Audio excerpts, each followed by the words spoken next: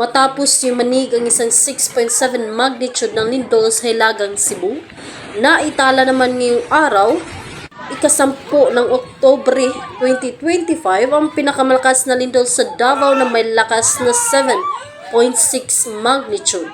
Maraming infrastruktura at mga bahay ang nawasak.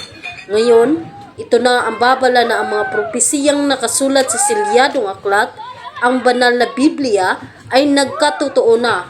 Siya ay paparating na.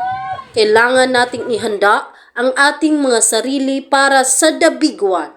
Hanapin natin ang kanyang kaharian at patatagin ang ating pananampalataya sa ating makapangyarihang Diyos.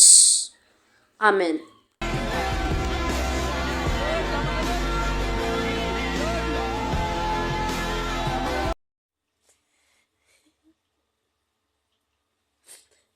Luis kalibutan.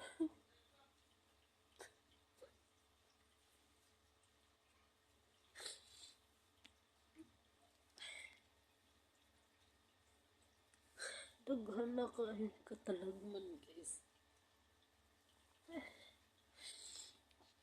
Daghan na kayo.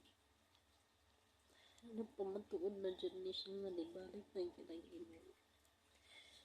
Ang propesiya, guys. Natumanag yun.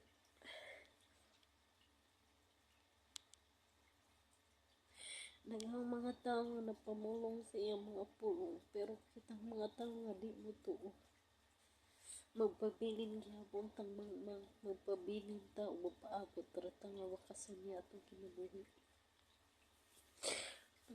Ano guys?